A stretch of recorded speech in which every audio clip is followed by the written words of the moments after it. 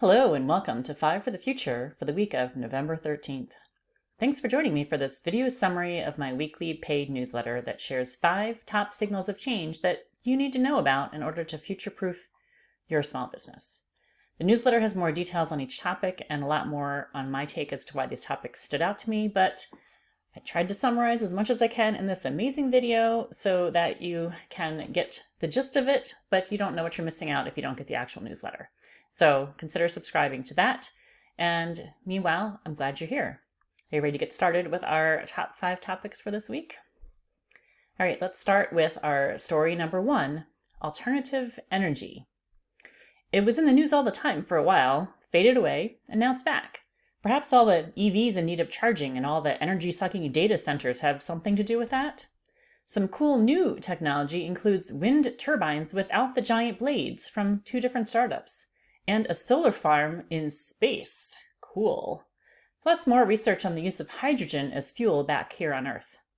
Lots of this is still experimental, but that means it's time to be paying attention. There is opportunity in all this disruption and growth, so look for those opportunities for your business in this market before the giant oil companies buy out all the startups and we're back to just 3 major players.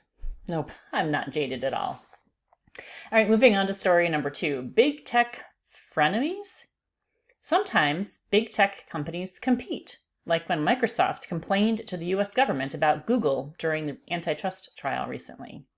And sometimes they collaborate, like how Amazon apparently helps Apple by not placing a bunch of irrelevant junk ads around customer searches for Apple products on Amazon, even though those junk ads do appear for Samsung Galaxy and Microsoft Surface and just about everything else on Amazon. And sometimes they both make the same decisions, like hiring former US government employees to be lobbyists like Google and Amazon both do, in the hopes that will help them control the regulatory environment to have former government insiders working for them. Or like how Google and Meta both have decided not to reimburse publishers for any news that gets shared on their platforms, to the detriment of the news firms that actually supply the stories to them. And finally, in big tech, it helps to be super famous if you want to affect change, like Barbra Streisand, who didn't like the way Siri pronounced her name, so she just called up CEO Tim Cook and asked him to change it. Problem solved. And with that, let's move on to story number 3, tech for small business. Did you know that Google is trying to keep small businesses from falling prey to a scam? The company filed a lawsuit to block AI ads that convince small businesses to download Google's chatbot and then steal all their social media credentials. The ads are from scammers, so don't believe them. Google is also offering a new small business tag that shows up for Google Shopping. So when you search for products, you can see which ones are sold by small businesses. Pretty cool, but no word on how they confirm that. Google and Amazon are both offering AI-powered image generation to help small businesses improve the quality of their online photos of their products. And OpenAI is introducing a sort of app store for AI tools that can help small businesses with a variety of tasks. More in the paid newsletter, including a new tech ideas to help out with SBA loans, so check that out if you subscribe.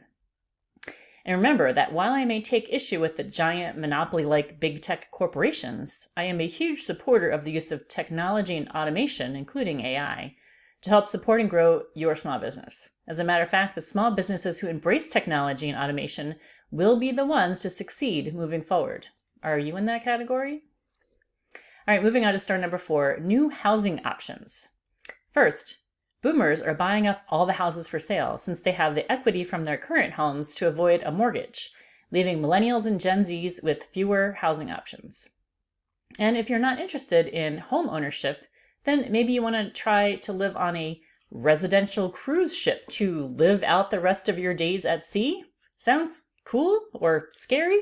But the ship doesn't exist yet, so even though they have future residents signed up, for now, it's just a good idea in need of a ton of capital. Other new housing options include senior living geared toward Indian culture, where aging Indian citizens who immigrated from India and like to surround themselves with activities, food, and residents of their home country can all come together. And affordable senior living is available now in what was once a Sears. Strip malls and shopping centers are becoming converted into housing more and more as the zoning laws get with the program and offer more flexibility. I expect we'll see more and more interest in affordable housing and community-centered housing, So pay attention if you work in construction or other industries in and around housing. And finally, our final story, number 5, new modes of transportation. Or perhaps making something old new again? Night trains are growing in popularity in Europe as residents there try to avoid Flugskam, or flight shame, meaning expending energy for short flights that could be overnight train trips instead. Don't expect to see that in the US, as we have very limited infrastructure for expansion by rail other than a few select locations. But it does turn out that places with bullet trains connecting major cities offer a great alternative to flights that can be easily hampered by bad weather and travel delays. In more exciting news, eVTOLs are in the news again. Test flights have been reported in both Tampa and New York City just recently, so once these vehicles get FAA approval, super rich people won't have to sit in the back of their limos in traffic. They can just fly over the traffic to their next destination. And someday, even everyday people like us might be able to try them out. Finally, one bonus story for you. Picture this. You're up all night gaming and you're hungry, so you grab a bag of Doritos to go with your Red Bull. But the Doritos are so loud that you can't hear your friends talk. It's a real problem.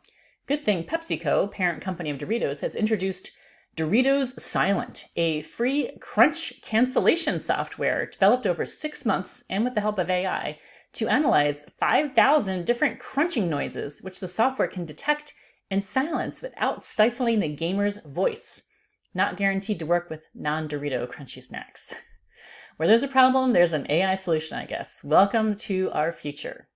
And that's it for this week. Thanks for watching. Another friendly reminder, my paid newsletter offers more details on each of these 5 topics than there's room for in this video. So reach out if you'd like to see a free copy of the newsletter to help you decide if you want to subscribe. And thanks for joining me this week at 5 for the Future.